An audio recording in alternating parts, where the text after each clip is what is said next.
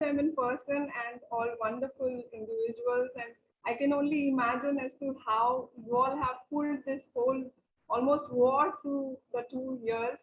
And without further ado, well, let me just start with a brief introduction. So I start this session with regards to our chairman, Mr. S.K. Birla, Board of Governors, Honorable Trustees, and core committee members of CBS. And we are honored to have the kind presence of Mrs. Bradati Bhattacharya, Secretary General and CEO of Shikshayatam Foundation. Today's session will be mainly conducted by none other than Althea Phillips ma'am. Many of you know her. She has been the editor-in-chief of the Times of India Student Edition. Currently, she is working as the assistant editor with Main Times of India, Kolkata City Desk. And also jointly moderating will be Siddhartha Gupta sir, associate professor at Calcutta Business School.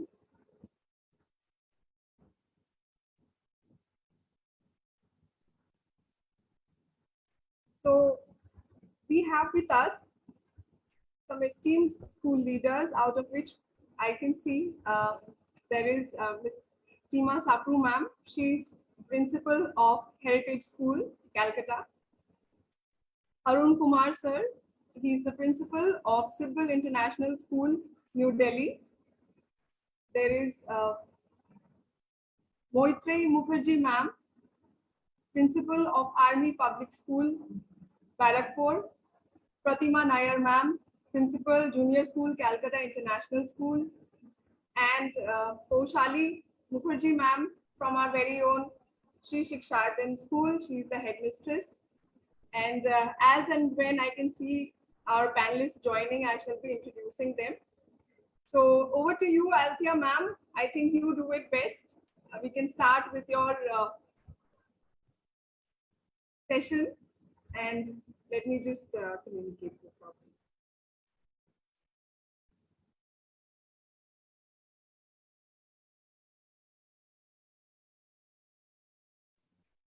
Ma'am, your mic is off, I think. Madhushri, sometimes you cannot be heard. Yes, ma'am. Now is it okay? Yes, because you're going off at times, you know. I'll just check it. Madhushri, you can hear me now? Yes, ma'am. Yes, ma'am. Yeah, but my video is disabled. You've disabled my video, okay? Ma'am, why? So we will need to see you. You can see me, but you will start video at the time. Yes. You cannot start video because host has disabled it. Okay, okay. Then we'll just look into it. We'll just look into it. Okay, in any case, let me welcome. Good morning, ladies and gentlemen. I welcome you all to this webinar organized. I welcome you all to this webinar organized by the Calcutta Business School. I have been told that it has hosted several webinars and panel discussions on career counseling and other socially relevant issues over the last few months. And that's something really nice because we are reaching out to the student community and to the teachers at large in this pandemic situation. Today, we have all gathered to share our experiences on the many challenges that the school education system is facing, and more importantly, the impact the lockdown has had on children, which you as teachers and educators are seeing now that they are coming back to school.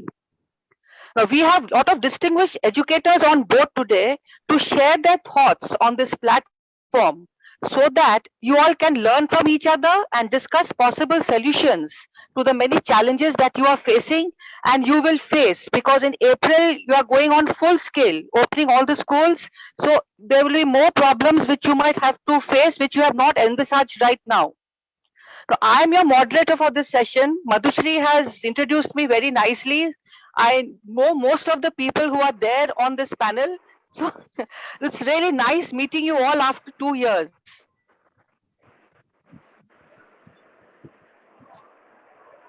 Can you hear me? Hello? Yes, we can hear you. Hello?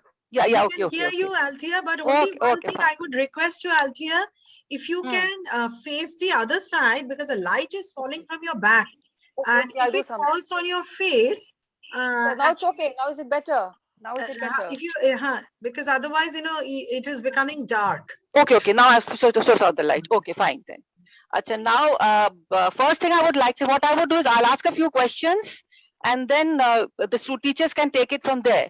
Other than that, we also have Professor Siddhartha Sengupta, Associate Professor of Calcutta Business School, who will talk with us on education management as a subject of higher education. So he will be coming in between, or when will he be coming in? At what time will he be coming in to talk about this? Ma'am, we'll be having an initial talk with all the principals first, and then Okay, okay, okay, fine, fine, ठीक है, ठीक है, ठीक है. So anyway, I'll pose a few questions to them, and they all can pull in with their experiences and their thoughts. So that is the way I will work. Acha, first of all, I would like to ask all the principals here, how does it feel to have the children back in school and all that hustle and bustle you were missing in these last 2 years? Ma'am, anyone wants, sir, anyone wants to start, set the ball rolling? Needless to mention that having children back in school is so very wonderful. And I think we were going to school in any case, even if the schools were closed. And the schools look like haunted houses without the children. So now the children are back in school, everything looks normal. That's great. I Anyone think else if wants I to can, share? yes, if I can add to what Mrs. Sapru said, I think the greatest joy was hearing the sound of the school bell, which was, we didn't hear it for over 2 years.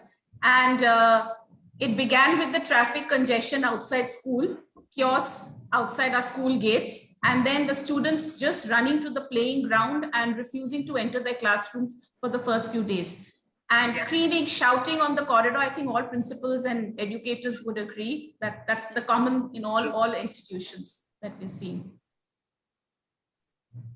Yes, good morning, everybody. It was really wonderful to have children in school. We sometimes had the +2 children were coming, but when the little ones came, actually it was colorful and it was wonderful to see these children and wishing they got roses for us last 2 years. Nobody greeted us, then nobody gave us flowers, nobody gave us nice little cards. So it was wonderful to see these children rushing to us also and giving us little cards which they have made. So these things were really missing and we really had a wonderful time. Over here, I must mention that Polly Patnaik ma'am is the founder principal of Mother's Public School, a very school in Bhubaneswar. And her school was created to specially serve students, whose parents are working, especially the mothers are working. So she had faced this issue herself, and so she created the school by herself. I had gone to this school, and that is when she told me about this beautiful idea that she had, and she has managed to put it through. Welcome, ma'am. Thank you.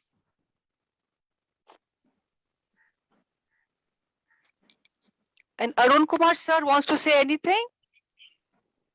Ma'am, I completely agree with the rest of the principals and jury members that it's pure bliss to having children back in school.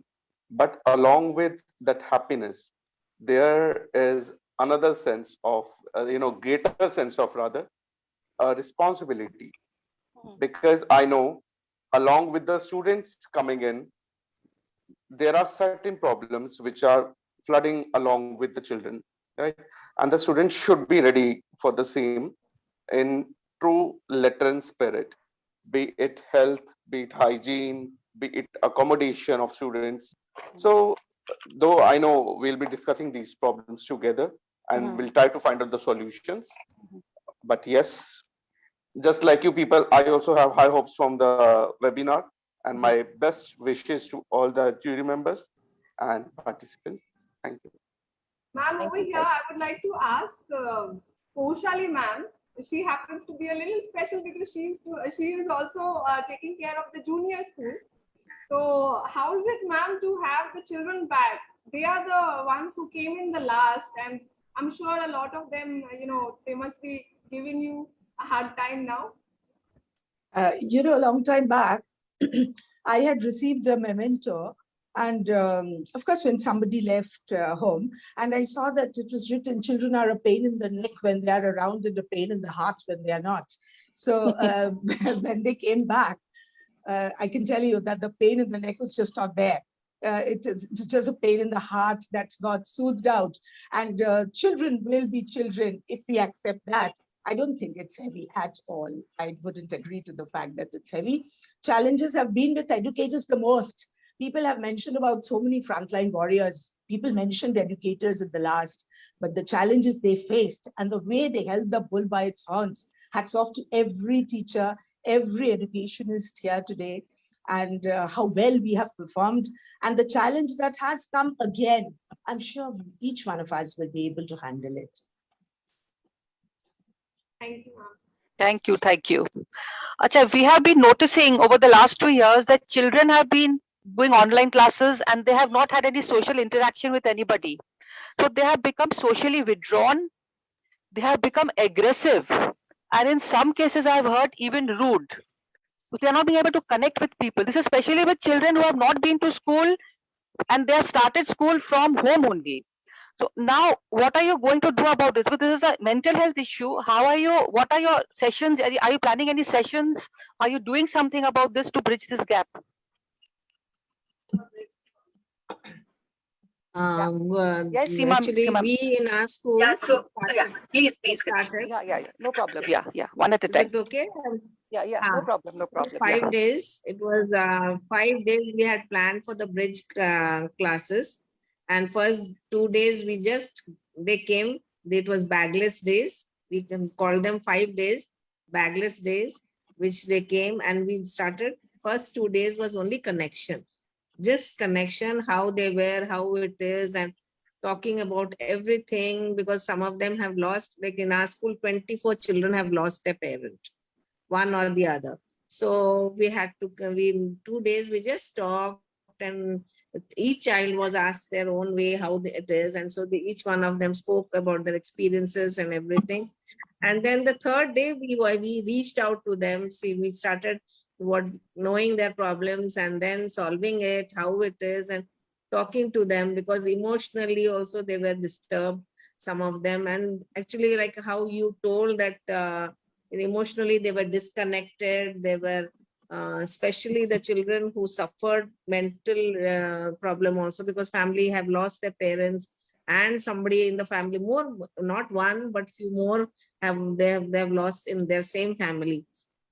So for that we had to reach out and talk to them. And then on the fourth day we call it repair and healing. So we did little bit of worksheet kind of thing. Then we came to academics on the fourth day, so that we just did some worksheet and to know where they stand, what is the pace of their speed of writing, and what are their imagination. So little questions which we started, creative plus little different kind of things, so to know how they are performing in different levels, different skills actually. And then these two ones, then we started the heal process. So and Friday means, and the fifth day was a talent hunt, which was a more a fun day. We asked each child to perform and showcase their talent, so that it was more a celebration kind of thing. And then this is what we started. And as CBSE school, art integration is a very integral part of it. So we had then the sixth day we had little projects and integrated projects with art integrated things, and so that the children had to do some hands-on activities, so that this happened. And today we actually started the actual classes. The session started today. So 1 week we just had bagless days and we had a lot of fun, and the children now are telling, can't we continue with those bagless days so that we have more fun and kind of thing. But we have to get back to our work. So we started today. So that's it. Thank you. I think Ma'am. I also wanted to say something. Yes, I wanted to tell you that, we as a school, we realized that, it has been very tough for everyone in the last 2 years. So the first thing that we did was we thought we have to provide mental and emotional support to students and teachers also, so that there's a smooth transition from online to offline schooling. And, one thing, these children have to be resilient enough, because everybody has gone through illness, they've gone through grief, they've gone through, a whole lot of, they've seen loss in the family. And some of them have, the business families, they've lost their businesses, so there's been a lot of change in the last 2 years that they've seen. And we also thought that we had to close the COVID achievement gap, for which we thought, it's important that the teachers get continuous professional development, so that there are flipped classrooms, there are parallel teaching, learning happening, and that, for children who've been identified as, gifted or as special needs, which the system throws up. So we could have them, identify these children, and then also have a lot more collaborative learning for students and teachers, so that there's more interaction and, sharing, caring, that we told them don't share, don't care, so they would come back to sharing and caring. So basically, and then life skill sessions, of course, we have regular classes for them. So we did that because what we feel in our school is it's more important to get them back to their normal selves. Their mental and emotional health is more important than the academics right now. So that's what we are doing. Yes, and Hello, ma'am. Yes, if I may add, to that, actually what we did at CIS was that we had a lot of sessions online with the school counselors, conversations with all our students of different age group, understanding from them what are their apprehensions of going back to school. So we had a whole lot of questions that when we go back, are we going to have continuous lessons? What about the break time? How are we going to maintain social distancing? Students had a lot of questions. What about sharing of food? So we encouraged students to have these conversations with us, and the counselors took the lead. Based on that, we had a session with our teachers, because it is very important for teachers to understand that to get them back to school, the conventional way of teaching has changed over 2 years. So we spoke to the teachers that you will have to give the students short gaps in between. Students are used to eating, being at home at all intervals of time, switching off the video. Now they are back in school where they have continuous 40-minute periods. So we had a lot of sessions with our teachers, telling them on how to handle the children when they come back, because our teachers also needed that guidance. And we opened school in a staggered manner. So although the government did give the directive, we first began with our grades 8 to 12. We brought them into school twice a week so that we could give them undivided attention. And every week, based on how the students were settling down, we brought in another batch. Then the next week, we brought in middle school, 6 to 7. Then we brought in the primary, because we felt that the primary has lost out a lot.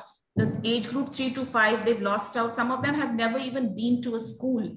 So getting them back to school and making them understand what is a school, that took a little while, because some of them, when they came to school, they were not leaving their parents. So because they were used to their parents, and a lot of admissions happen online. So all of that was, we worked on that. And finally, the junior most, which is grades 1 to 5, joined on the 28th. So from Monday 28th, we have the entire cohort back in school. It is not easy, let me be honest. It is, every day is a challenge still, because the greatest challenge I am finding is students wearing masks. They are finding it difficult, because in the classroom, wearing a mask constantly and talking, it is not easy, and with the weather changing. But every day is a learning experience, and we are adapting, and we are looking at systems literally every day, because there is no one plan. We may have a plan, but sometimes that plan does go haywire. So yes, our stress at this point of time is a lot on emotional and social well-being. Academics is happening, but it is going at a slow pace, and we are really focusing on the emotional well-being. Children want to have conversations. They don't want to undergo formal lessons. So we've said, okay, fine, let's stop it. the most popular subjects at this point of time, as I speak, is music, games, and the ICT labs and our science labs. Children want to go and attend these lessons. The other lessons, they're not too keen because they want to have conversations. They want to talk to each other, the peer group. They haven't met for so long. So that physical connect. So we are taking time. Assessments also, we have told our teachers not to rush. You know, some teachers have a habit, okay, I need to finish my syllabus and all of that. So we've told teachers to go slow. And I can see that every week it's getting better and better. You know, we are getting stronger and stronger, and things are gradually getting back to normal. If I may add a point here. Sure. Actually, you know, since I'm handling children of the age group 3+ to 9+, and especially like everybody has mentioned that some of them have never visited school. Let me, you know, mention here that in the online classes, parents were a very important, they were the members also in the classroom. So teachers not only handled children, they handled parents also. And I think for the first time in the life, parents have agreed that teachers really know the jobs better, and they do. It's very difficult because there was constant comparison. There was impatience in parents. So children, when they have started, what I've seen is they have the normal separation anxiety. That is, there is fine. It is there. But apart from that, they themselves have started to compare unknowingly. They have, you know, started to compare with their peers, and if the peer is answering and they cannot, they feel as if that invisible parent is about to scold them. So the best way, which NEP of course also says, that children learn better with peers. So all our activities which have started at the moment is basically peer activity. So when we do tables, we have table chanting. We call it table chanting. The whole class stands up, they clap their hands, and they do table chanting. The whole class stands up and they do oral recitation. So you get the confidence looking at your peer gets the confidence looking at you. That's the way, you know, we have been doing, and that's the way it is. But before we started, I think for our school, we started to interact with parents first, because anxious parents will bring anxious children. So first, for a child who is just 3+ or 4+, if you can actually give the parents that happy feeling that yes, you are again coming back to confident people, I think the job really becomes easy. And it's like very rightly Ms. Nair has mentioned that each week we are finding the change towards betterment. Same here with us as well. That's it. Thank you. Thank you. Ma'am, I think Moitri ma'am from Army Public School has been silent for quite some time. So Yeah, she has to say something. Yeah, Moitri ma'am. Yeah, hello, good morning, all of you. Morning. So what I was trying to tell you is that it is what we did in our school, because I'm the principal of Army Public School, Barrackpur. So we have children whose father is not here.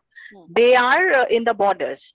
So first we did is guiding the parents, that is the mothers first, that how will they behave with their own children. At times, children have been complaining too much about the behavior of their own parents. So first our counselor spoke with the parents, then with the children, of course, like we had online session with the children, that how do they behave. It is not about maintaining social distancing or staying safe at home. It is how could they help their parents also, so that the stress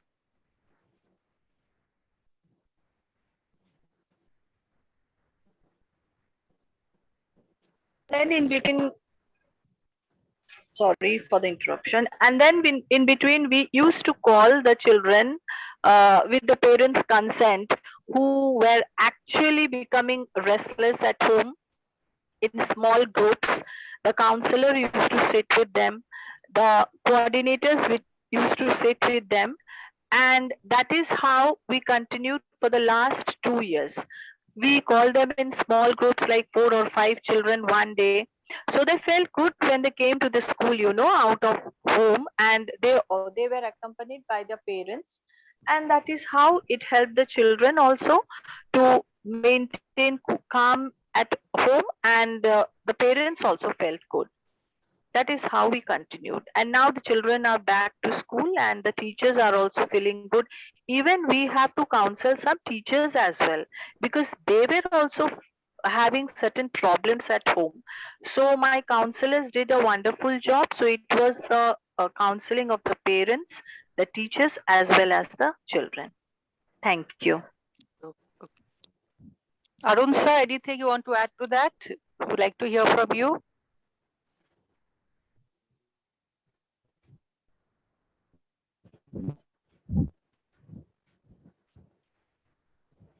Hello. Yeah, ma'am. I'm sorry. Ma'am, I feel the schools have been doing wonderful job, but in Delhi, the schools are about to reopen from April itself, right? So the problem they have faced, they have tackled wonderfully. We will be facing it with the upcoming week. Though most of the schools have started, but the actually the school will go with their full-fledged strength from April itself. That is first or fourth. So it's wonderful to know how schools have been dealing.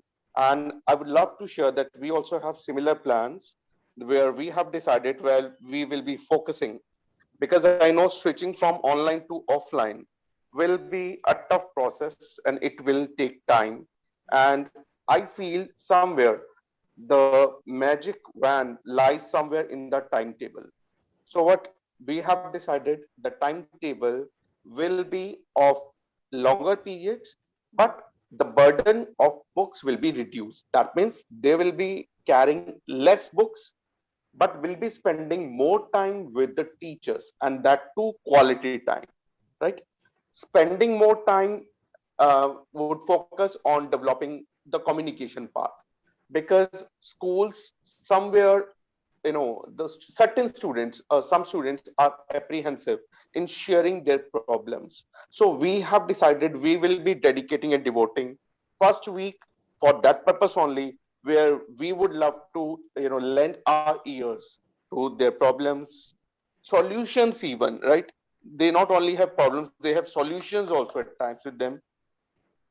So along with that, we will completely avoid the assemblies and gatherings for the few days, and we will move, rather we will switch to class assemblies where the teacher would give platform to each child to share his or her views, experiences during COVID, post COVID, and what are their hopes and expectations from the school side. Along with that, I know that parents might be ready with greater expectations, greater hopes, and somewhere, because I have been observing certain parents have developed the habit of poking nose also in schools work.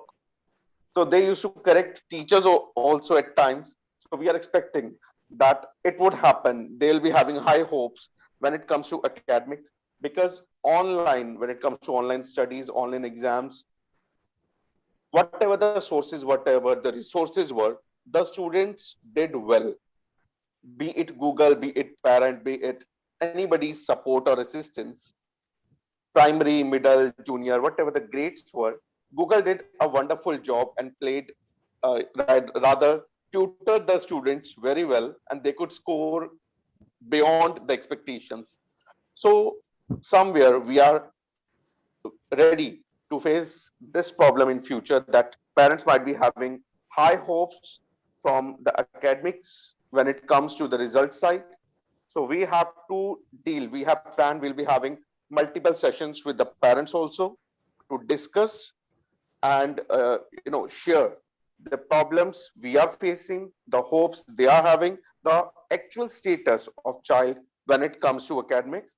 And as ma'am said, we need to share that mental and emotional health is more important than academics, because what kind of children, what kind of citizens we will produce, we will develop, we will craft, is completely a two-way process where the parent is equally responsible. And during online studies, they have shared a vital role, which we cannot ignore or reduce or remove suddenly.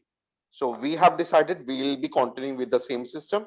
We will be calling the parents multiple times, be it virtual platform, be it physical platform, And we will be sharing, and we would love to know their opinion, their hopes, and their aspirations and expectations from the school side, right? And lunch breaks, we have worked on that also, where we have decided no assemblies means we will not be having same timings from the lunch break also. So we have decided we'll have different lunch breaks timings and multiple lunch breaks. As ma'am said, we are already ready with that. They'll be having their fruit break also, water break also, and then that means we have somewhere prepared ourselves to face what others already have faced in other cities. We are ready for that. And it's good to learn that they have prepared very well, and learning from their experiences, learning from our past experiences, we have decided we'll be carrying the parents part with us in future also, and we would share whatever is happening through WhatsApp or online applications. We'll be sharing their experiences and whatever is happening in the classes, be it homework, classwork, activities. We will ensure that the parents play same role, they are given same importance, and somewhere we are holding hands together to ensure that the children get the right exposure and the right support, not only from the school side, from the parent side. Because being an education institution, we also need parental support. Along with that, students' participation, which is possible only when the parent and the school will work together in harmony. Right, ma'am? Yeah. Thank Acha, coming to another question, which is connected to mental health, physically also these children have become very lazy and obese. So games are a way of doing it, but what are the ECAs are you planning to overcome this problem, this obesity problem, laziness, which students have become very lazy?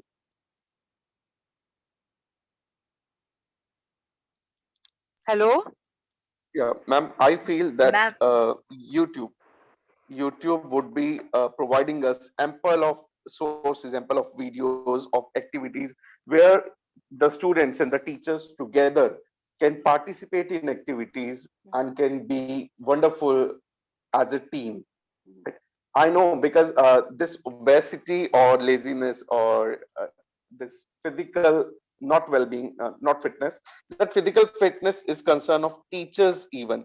So I think not only students, the teachers should also participate in such kind of activities where they'll get exposure, they'll get chance to share the platform, stage, or activities, be it shaking legs, be it shaking hands, clapping, from simple clapping or from dancing together. I think YouTube or can provide us the right tool to deal with this situation. I know it will take time for sure, but yes, um, the activities which we call fun activities should be carried even up to higher classes, where the teachers should shed off all their apprehensions and should join the students not only to motivate, rather to work on that motivate also.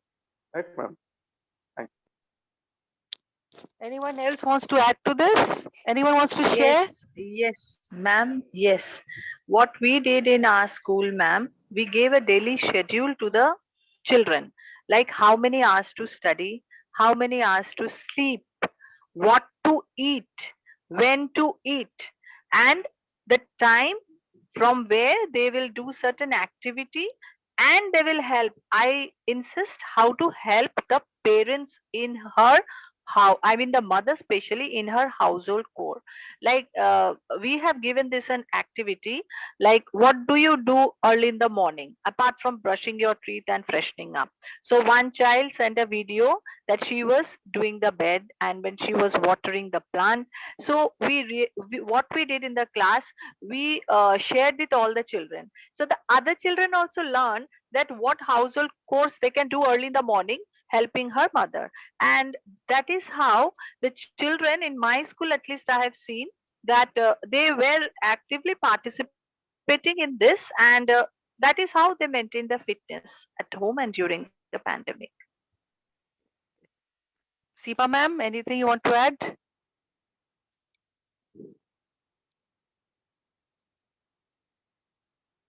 Seema ma'am, Poshali ma'am,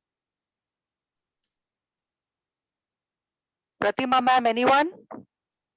Yeah, I fully agree with the teachers when they say, I mean, the educators when they say that there's a lot of importance to be given to the timetables. Because children want breaks, and with the little children, you cannot have a pets day in school, but with the online they had pets, and they brought the pets, and they should, because it was a challenge then to keep attention of little children focused on the screen, and now it's a challenge to bring the focus out of the screen. So each way, either way, it has been a challenge. And like I said in the beginning, that each challenge gives you a lot of, I think, pushes a lot of creativity. And in my morning assemblies, I have children right from class 1 to class 5 by turns who will come and read out the news. And the news will have to be with a positive note. A news could be about science and the discovery, and of course, sports.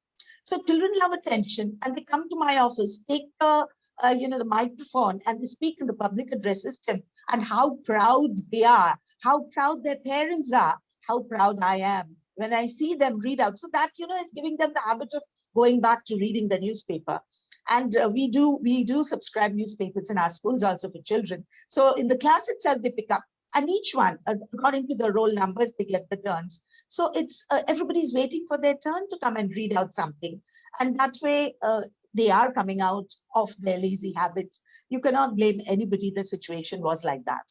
Once they come to school, luckily we are a school in Kolkata with a big playground, and continuously, in fact, I've seen little children during dispersal, 3+, telling the parents that I'm not going to go back, because they would like to stay back in the kids' corner. So we tell them, if you go back, you're going to come back again.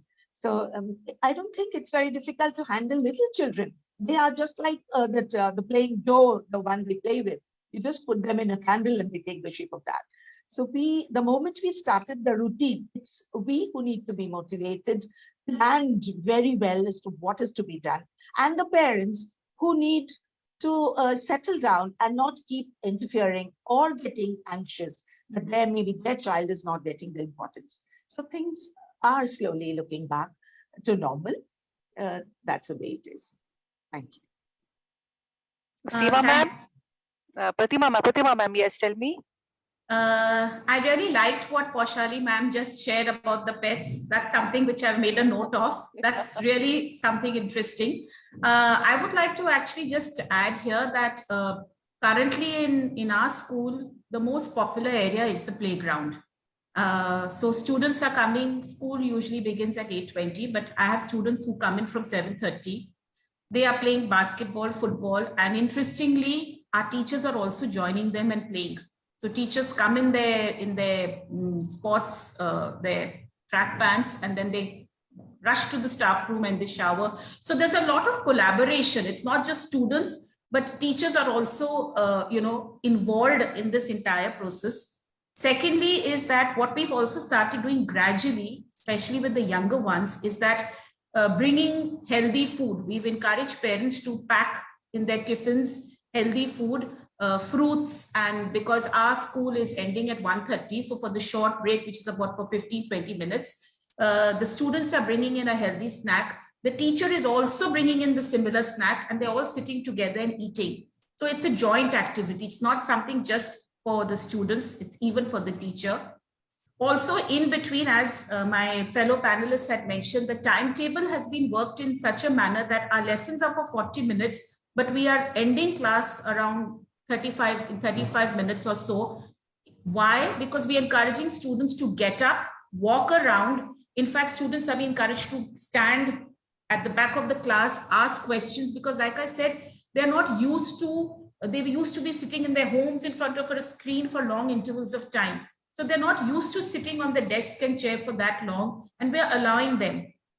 I also have situations in my school where suddenly the child, a middle grade student the other day put up his hand and said that I want to walk out of this lesson because I need to go and take a walk. And we allowed that. So this particular child left the class and just wanted to walk on the corridor for just a few seconds and came back into the class. So, these are different situations we are seeing according to various age levels.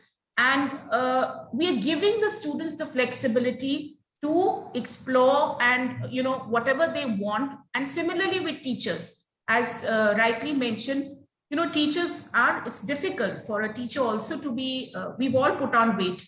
So moving from one class to another, running, you know, from one section to the other, you have multiple lessons. Teachers are taking time.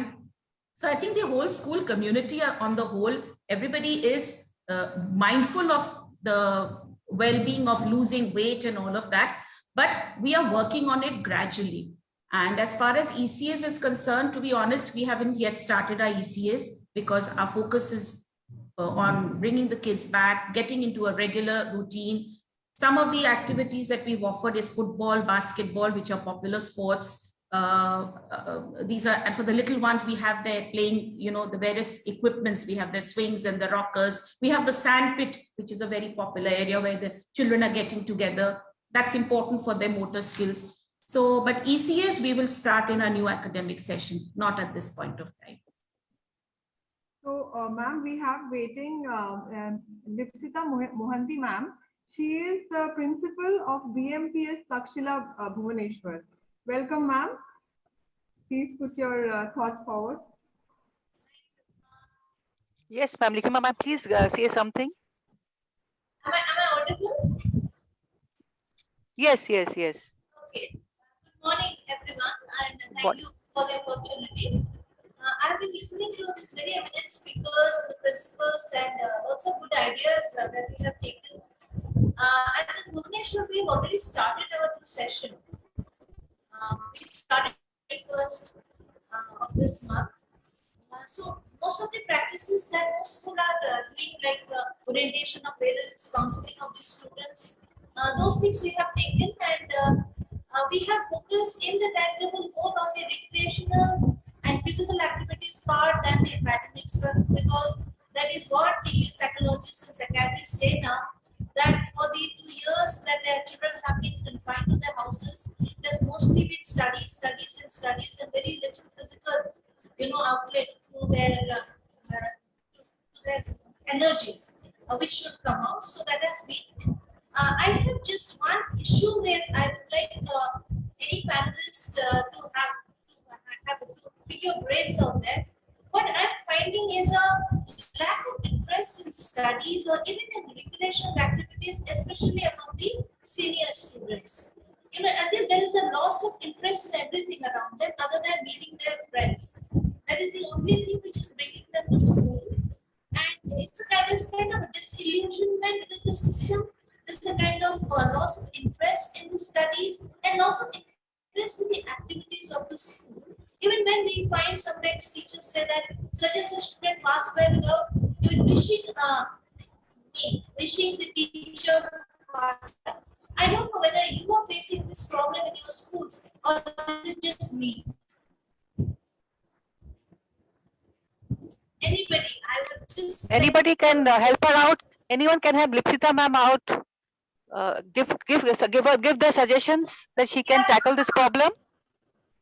Counseling, etc., has been done. We're trying to gradually bring them into the system and start the normalcy, which has been very possible, say, up to class 7, 8. Especially 10th, 11th, 12th, we are facing. 11th, we haven't started yet because the board exams haven't had. We're having 2 batches of 10 and 2 batches of 12 right now. So that is where we are facing an issue. Okay. Thank you, ma'am. So, ma'am, now I request actually, see all these issues that are being faced, and Lipsita ma'am, as she rightly said, that there are certain issues that, you know, sometimes we do need external help from. Sometimes we're not able to sort out ourselves. So regarding this, we have a special program in Calcutta Business School which deals in education management. So someone doing a PGDM program can choose to choose education management as a specialization, which would probably give them good insight into how to manage an educational institution. I'm sure all of you are working for several years, and at this stage you are able to take those decisions somewhat, still there is a lot of effort that goes in. But if someone can, if give them the knowledge, the initial students, they can get the knowledge and work as administrators, then why not? So telling us more about the session and the educational management today is Siddhartha Sengupta, sir. So please. Thank you so much. Right. So good morning to all of you, ma'am. Good morning. Good morning. It was a great learning session for me from all the learned, my teachers who were here. I really, I'm still, it's sinking in. And but when I've been asked to say something about education management, it's a specialization that we have here in Calcutta Business School as a part of the PGDM program that we run here. We initially had the traditional ones like finance, marketing, operations, and HR. And to that, we have added education management as well as business analytics. Okay, let me talk about education management. And what does education management particularly try to achieve? It tries to achieve the goals and the goals that they have, the school or the institution has set for themselves to achieve and to impart to the students. The learning and then getting their, evaluating them, getting their feedback, and then changing the course of action. So that's what what the education management tries to achieve. How does it do it? By channelizing the human resources, the knowledge that is there in the institution, and so that it can be can be imparted effectively to the students in the institution. Now, this is the traditional explanation that I had given, but today, when we have come out of this pandemic, we also have seen that today the virtual classes have become a reality, and there also there's a whole lot of methods of teaching have come up. How to impart education online? When we were doing online classes, we have been finding that it was a challenge. The attendance, the attention, the interaction. It was a challenge, but slowly we have been able to modify our methods, and then we have been able to really, to some extent, we have been able to achieve that, to get their attention, to get some, do some class activities online, and by which we also got attendance also went up. Now, when we are talking about this, while having said that, I would like to talk about the education 5.0 that is coming up. It started with Gurukul system, that is education 1, and today it is 5. In 5, what education is talking about is not standardized education, but it is customized education. That means each, like I heard one of my teachers, principal ma'am, saying that we are one kid wants to go out for a walk, we are allowing them, him or her, to go out for a walk. And they are making the special, the football, the field is also a very attractive place, and where they also your teachers are also getting involved in the activities on the field. Then we also heard about the counseling session that our principal ma'am from Army Public School, Barrackpur, said. Okay, about the counseling. That means each one had to be counseled in a different way. So while understanding that, so in general, what education management we would like to talk about is basically developing the children to meet the societal needs. Ultimately, that's what education 5.0 is also saying. To meet and so that the children, they grow up and they meet the needs of the society, and they create a congenial atmosphere. The management also looks at how to create a congenial atmosphere in the institution so that the imparting the knowledge is also it becomes that's how how to so that the imparting the knowledge becomes good, so that the people are interested in acquiring the knowledge, and in an atmosphere where everyone is eager to learn, and then make system of education but proactive. So it's proactive means, like today in Gurukul system, we had the learning from the guru to Shishya, and then Shishya to the Shishya. But here it is proactive, like in many cases, particularly in the postgraduate classes, what we find, it is quite a bit of learning for us as well. The kids today are, because they're connected to the net, they are absolutely, almost up to date with the latest happenings. So you have to be, not only the teachers have to be themselves up to date, at the same time, they also have to appreciate the knowledge that the students have gathered and which they're trying to share. So that's what, it has to be a very interactive, make the classes very interactive. And while trying to do that, what we need to understand is that we have to have, in education management, we need to have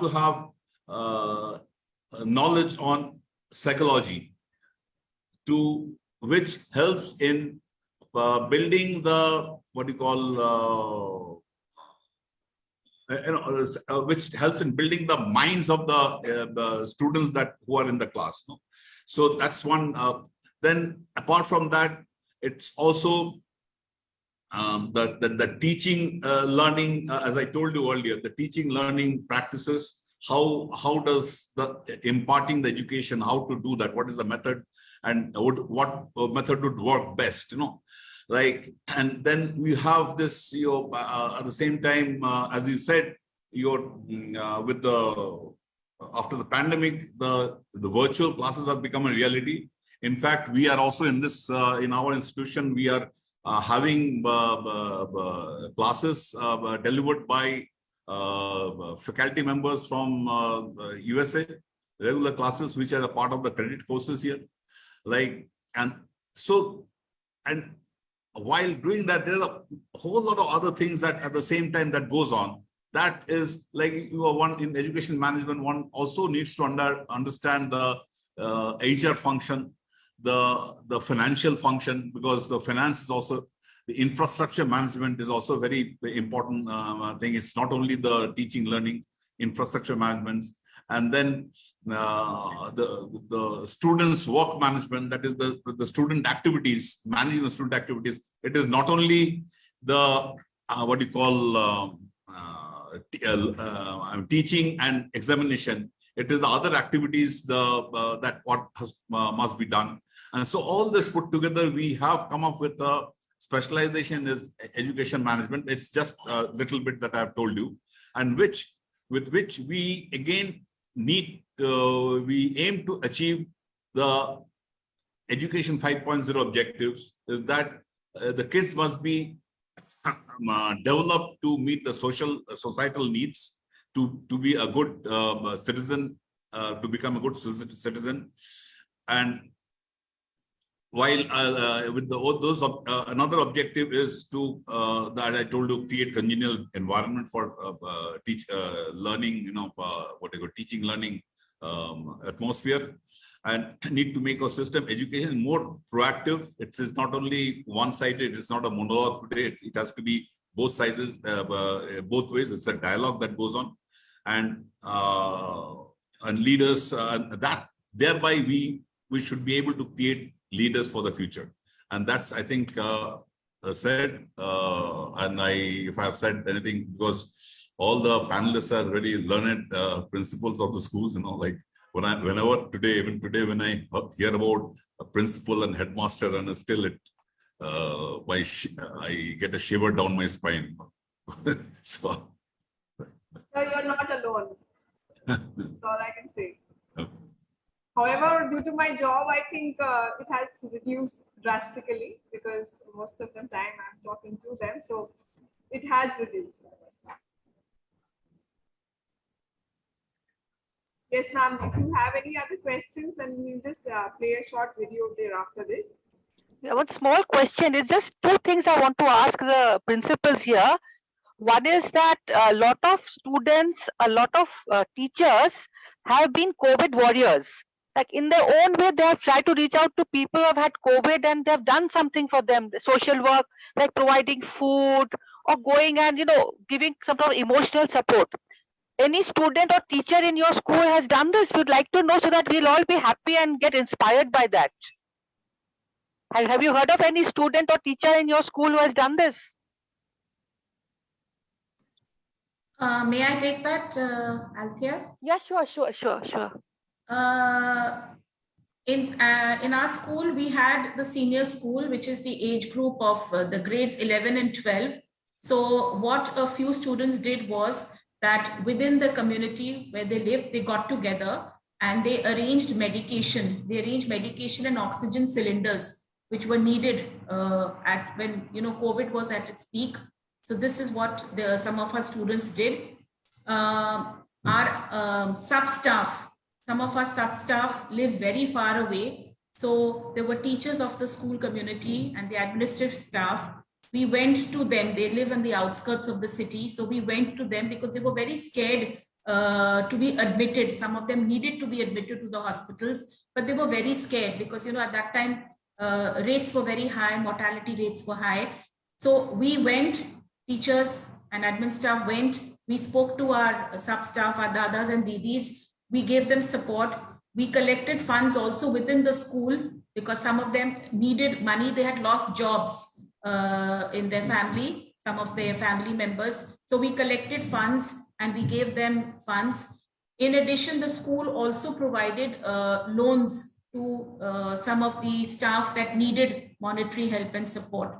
But going back to your question regarding students, we had grade 11 and 12 students who worked proactively on providing medication and oxygen cylinders and also cooking food. There was some families where they were isolated and there was they couldn't, providing essentials, daily essential services. So they got together and they set up a unit, a makeshift kitchen where they provided tiffins to homes which were in quarantine and, helped in that way. These were our grade 11 and 12 students.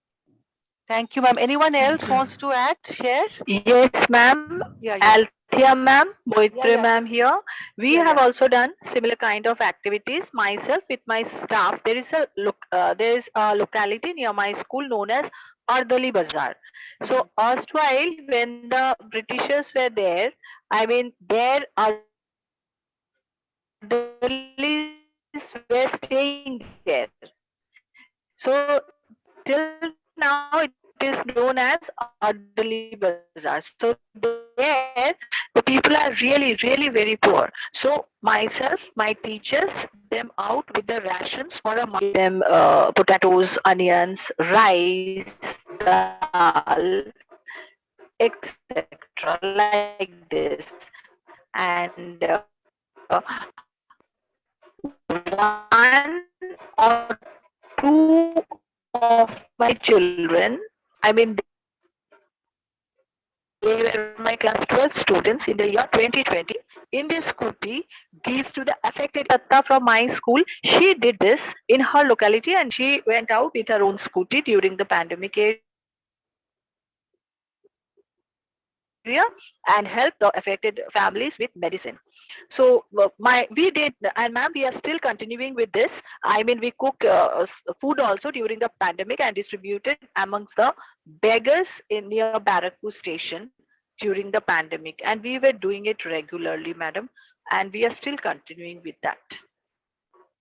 Very, very inspiring. Anyone else wants to add to this? Hello?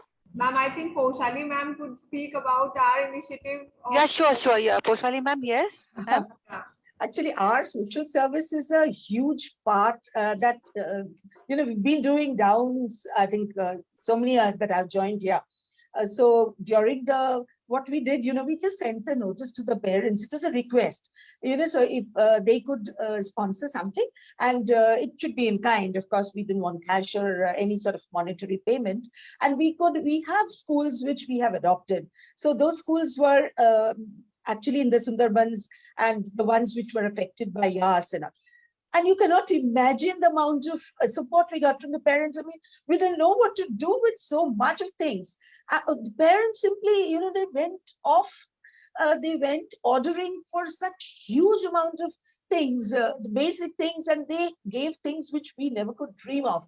Like they gave muri, and they gave biscuits and chowmein, and parents who have companies of their own, well-offs, sent sanitizers and little bit of sachets of sanitizers and cartons of masks. And how happy we were when we could, how blessed, I think not happy is a very small word, how blessed we were that we could just act as mediators, because I believe God cannot be seen. He comes through you to you. And, when they were ferried down the huge rivers of Sundarbans, and they reached, and we got back the photographs where they made small packets and they distributed those. I mean, I was really touched. I did not know how to thank the parents. So I take this opportunity, in case anybody watches us on Facebook, I think I really don't know how to thank them. God bless all of them. Apart from that, continuously, the school, in fact, we had an oxygen, we had the concentrator, oxygen concentrator, and we also had put it up in our school website. Anybody, if they would have wanted it, we just needed an Aadhaar card proof, and we had teachers sort of controlling that along with the HR office. And we wanted the doctor's prescription, and we would lend it out free of cost, absolutely. We would just ask them to take it from here. So, and the biggest part, which had come out in the papers as well, our ex-students, they formed a group, and they started the same thing like the other, principals I've mentioned, collecting medicines and just bringing the people in touch with the ones who are helping and the ones who need it. So, I mean, everybody played such a major role. Otherwise, we would have survived. Thank you, ma'am. And with this Shikshayatan Foundation being a philanthropic initiative of two very great men, I'd just like to add the video over here to just let you know as to what the work that Shikshayatan Foundation has done. Then you are welcome to Calcutta Business School. Center of Excellence. Centered on excellence. It all started in the year 1920 when some eminent industrialists of Kolkata founded the Marwari Balika Vidyalaya. Later, in 1954, Sri Shikshayatan School was founded, and in 1955, Sri Shikshayatan College came into being with the objective of further propagating quality education to girls. All these institutions have continued to excel under the management of the Shikshayatan Foundation. It has been guided by industrialists like President Mr. S.K. Birla, Director Emeritus, Birla Brothers Private Limited, Mr. Siddharth Birla, Vice President, Mr. G.K. Khaitan, Trustee and President of Shikshayatan College, Mr. R.S. Goenka, Trustee and MD of Imami Group, and many other reputed industrialists. The Secretary General of the Foundation is Mrs. Brototi Bhattacharya. Greetings. I would like to speak a few words about our institution, the Shikshayatan Foundation. The year was 1920, when some of my forefathers thought that female education needed to be propagated much more actively than was the custom in those days. And we donated from our family 2 buildings in the heart of Bada Bazaar for the girl child to be educated there. That institution is still working.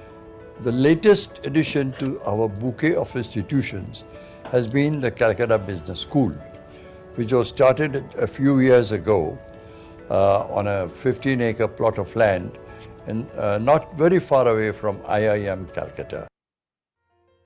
Calcutta Business School offers an AICTE approved, autonomous, 2-year full-time residential program on postgraduate diploma in management, majoring in subjects like finance, marketing, IT, operations and human resource. But it's the unique cluster of courses that sets it apart. Interactive and intuitive games like management game and stock market simulation game. It also puts heavy emphasis on data handling and business analytics and uses databases and software like CMIE Prowess, MetaStock, R, and SAP. Kolkata is the city of joy. It is the cultural capital of India, a city which has its soulful embodiment of culture, love, mystery, respect and enthusiasm. A city that upholds a perfect juxtaposition between the old world and the modern one. It has given us many Nobel laureates over the years. It has iconic institutes like the Calcutta University, the National Library, Presidency University, Bishwabharati, IIM Calcutta, and many such legendary institutes. Calcutta Business School's AICTE approved PGDM program is carrying forward this rich legacy of Kolkata.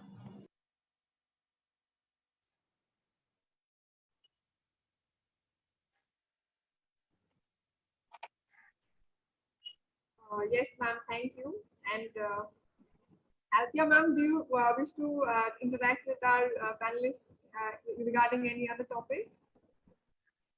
Yeah, just one small question I have to ask. It's a clarification I want. See, we all are talking about the fact that pandemic is behind us and the pandemic is over. The problem is, as a journalist, we are bringing out stories that the pandemic has gone nowhere. It is still very much around. The virus is coming back in various forms, all sorts of Delta Cron and Omicron and all sorts of crops are coming back. And we are expecting a fourth wave sometime in May, June. Now, you people have started offline classes. You are going full-fledged with offline classes. But are you disbanding the online things? Because suddenly, God forbid, if something untoward happens and, we have to go back to the online mode. So are you prepared for that? Yes, Althea ma'am, we are. Like we have not started fully offline. It's 3 days online and 3 days offline. We are continuing with that.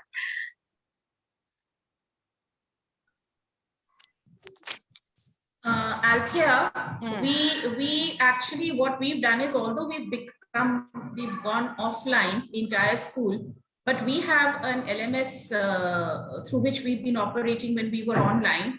We are keeping the LMS and our new academic session begins in June. So currently we're all preparing for the new session, but we are preparing 2 timetables. All our planning is keeping an offline model and an online model, because if we have to close, as we are hearing in the news, in June, July, then immediately the transition would take place. Also, there have been some benefits of the usage of technology in education, as we've all seen in all our schools. We've used a lot of technology the past 1 or 2 years, and we've used some of these tools of learning, which have been very, very productive.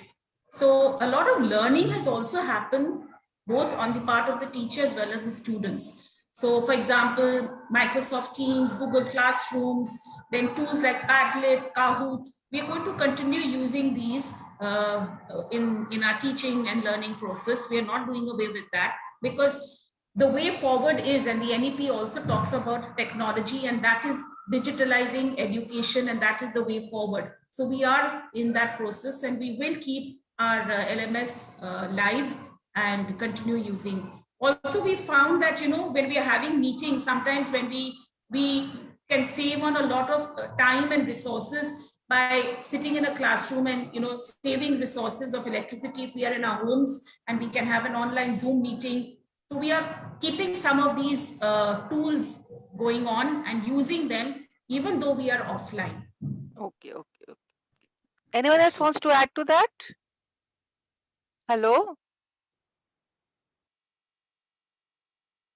Anyone else wants to share? I think we have almost come to the end of today's session. I want to start by thanking Althea ma'am for this initiative and asking such relevant questions. We do have certain sessions everywhere as associated with school educational institutions, but very less time we get to express ourselves as to our feelings, as to how we are actually dealing as individuals. And thank you, ma'am. Thank you, Siddhartha Sengupta sir, for letting us know about education management, which is now possible to learn. Not sidestepping the years of experience that all the principals here have, but yeah, maybe some insight into it. And of course, I would like to thank the entire team of CBS for supporting us in this session. And most importantly, the core committee members, Pradhati Bhattacharya ma'am, Secretary General and CEO of Shiksha Foundation, Saurabh Gupta, he's the advisor of Shiksha Foundation, and Pinaki Ranjan Bhattacharya sir of CBS. Thank you all, and all the viewers watching, and all the panelists who have taken out time for giving us these insights. I'm sure it has somewhat, given you an idea as how the principals of other cities are managing, and some of them started earlier. I know Faridabad and Delhi, they started much earlier than Calcutta. Bhubaneswar was in a situation similar to us, and sometimes even more stringent than Calcutta. And thank you everyone for joining us for this session today. Thank you, Madhush. Thank you. Thank you. Thank you for having us.